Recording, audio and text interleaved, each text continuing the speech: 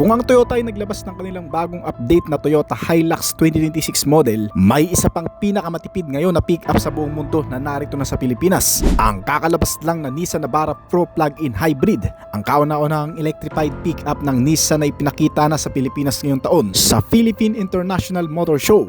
Ito ang simula ng bagong generation ng Navara na pinagsasama ang lakas ng isang tunay na 4x4 pickup at ang kahusayan nito sa plug-in hybrid technology. Alamin natin kung gaano nga ba katipid o paano ka makakamura sa pang-araw-araw na gamit dito sa bagong Nissan Navara Pro PHEV kasama ng presyo nito. Hindi na ito simpleng diesel pickup. Ang Navara Pro ay gumagamit na ng plug-in hybrid electric vehicle o PHEV system na nangangahulugang mayroon itong internal combustion engine na sinusuportahan ng electric motor at rechargeable battery pack.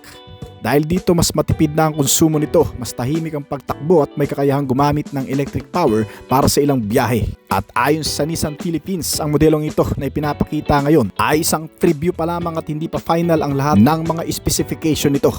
Gayunpaman, kinumpirma ng kumpanya na nakatakda itong ilunsad sa lokal na merkado sa bandang ika-4 na quarter ng 2026 o baka sa November ngayong taon ang official launch nito. Sa usapin ng teknolohiya, inaasahang magkakaroon ito ng mga advanced driver assistant features. Kabilang ang Nissan Pro Pilot na isang advanced driver assistant system ng Nissan na idinisenyo para gawing mas ligtas at mas maginhawa ang pagmamaneho. Isa itong smart features na talaga namang tumutulong sa pagdadrive sa pamamagitan ng automatic na pag-adjust ng bilis, pananatili ng sasakyan sa loob ng lane at pagtulong sa traffic stop and go. Bagamat hindi pa ito ganap na self-driving technology, malaki ang maitutulong ito upang mas maging ligtas, mas komportable at hindi gaanong nakakapagod ang bawat biyahe. Bukod pa dyan, itong bagong Navara Pro PHEV ay bahagi rin ng mas malawak na plano ng Nissan na dalhin ang electrification sa pick-up segment sa Pilipinas. Ito ang magiging direktang katapat ng bagong plug-in hybrid pick-ups na lumabas ngayon sa pandaigdigang merkado gaya ng BYD at Toyota Hilux na meron na sa Pilipinas ngayon.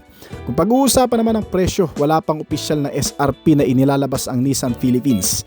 Ngunit dahil ito ay mas mataas ang teknolohiya kaysa sa kasalukuyang Navara Pro 4X, inaasahan ng marami na ilalagay ito sa premium end ng pick-up market kapag dumating na sa official launch nito.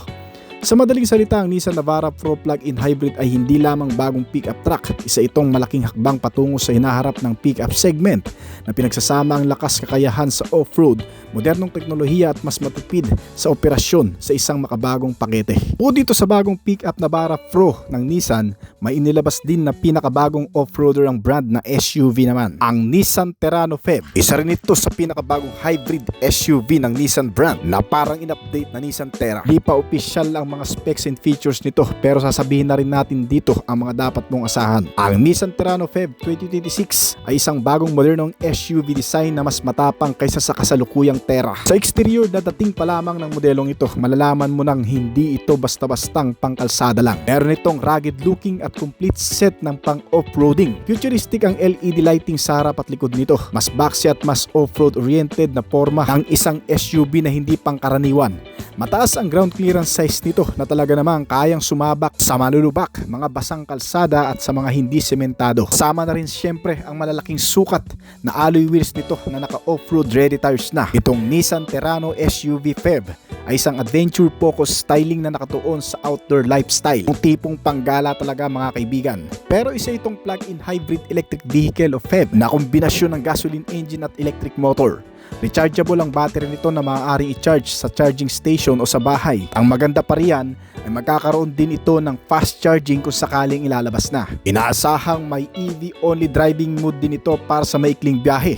Mas mataas din ang torque kumpara sa traditional na diesel SUV, kaya naman siguradong tatalunin din ito ang mga natural fuel engine car. Pagdating sa mga off-road capability, inaasahang itong Nissan Terrano ay magkakaroon ng intelligent 4-wheel drive system at syempre may kapares na multiple terrain modes, hill descent control, electronic traction management na dinisenyo para sa off-road at long distance touring. Kaya naman kung nahihinaan kayo o nakukulangan sa specs ng bagong Nissan Patrol ay siguradong pupunuin na ng bagong modelong ito. Well, pag-usapan naman natin ang interior features nitong Nissan Terrano. Ayon sa ilang mga detalye, magkakaroon ito ng malaking digital instrument cluster na may kasamang malaking touchscreen infotainment system para sa audio, multimedia na libangan ng mga pasahero. na sinamahan pa ng wireless Apple CarPlay at Android Auto. May mga wireless charging pad na rin para hindi sagabal ang pagcha-charge at may kasamang mga premium leather seat cover.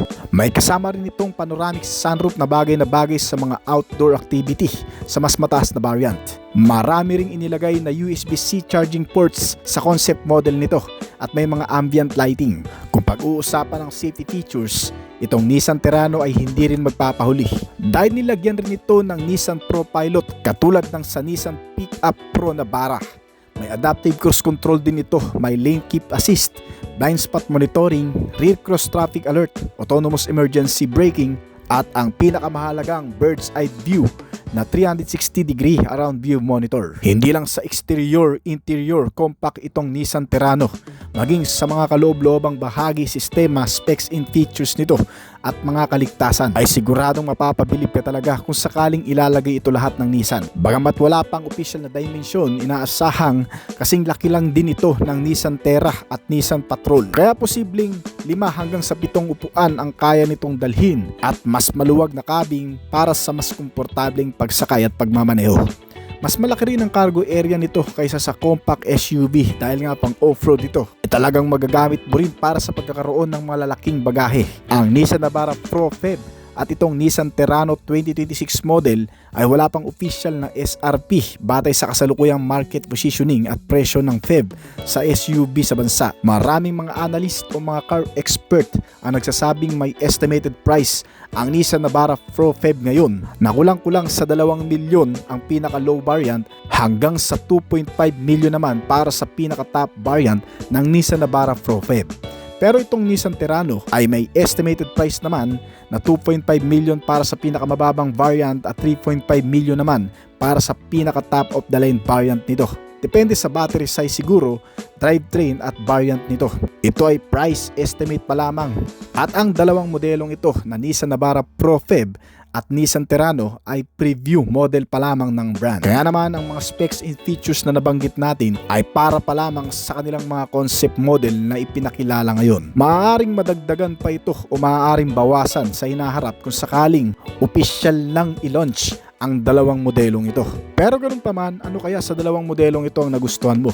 Ang bagong Nissan Navara Pro Feb o itong bagong Nissan Terrano SUV? Paki-comment na rin sa baba ng iyong opinion pagkatapos ng video na ito. Hindi lang ang bagong Nissan Terrano ang may mga modernong features, pati na rin ang bagong Nissan Navara Pro Feb 2026 model. Nasinamahan rin ng modernong interior gaya ng pagkakaroon nito ng mas malaking infotainment screen, TFT display instrument panel, kasama ang magandang aircon system at mga convenient features nito na nasa loob. May panoramic sunroof na rin ang Nissan Navara Pro Feb, mga komportableng upuan na para sa 5 pasahero at nakabalot ng leather cover. Kaya naman kung ilalabas na ang mga bagong modelong ito na Nissan Navara at ang bagong Terra, ay siguradong mas papatok ito sa marami, lalo na sa mga naghahanap ng mas matipid at practical na klase ng mga sasakyan na pwedeng magamit sa pang-araw-araw, long drive, adventure at sa kahit saan man.